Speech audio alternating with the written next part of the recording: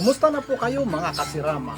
Ang pag-uusapan natin ngayon ay ang tungkol kung paano natin malalaman kung ang ating sisiw ay babae at lalaki ay sisiw. Kaya pupuntahan na natin ang ating mga sisiw para malaman natin kaagad. Ayan po mga kahabi, yung mga sisiw ng sirama ko. Ililipat natin dito isa-isa. Ayan.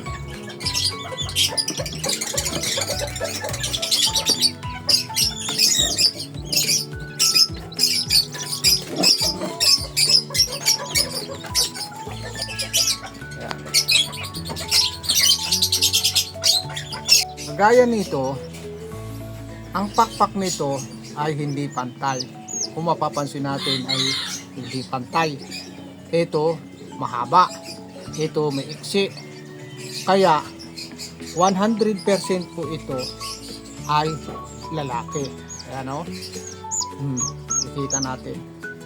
At isang palatandaan pa, kung titingnan natin yung palong, ay umuusbong na ng kaunti yung kanyang palong. Yan, ikita mo na may umuusbong na.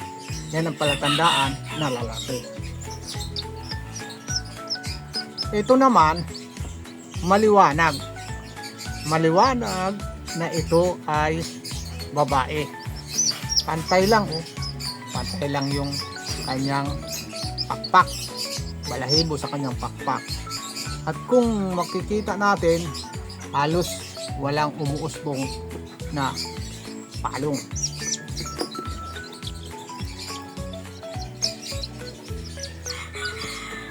Ganun din ito, pantay din. So, babae ito. Ganun din ito, babae.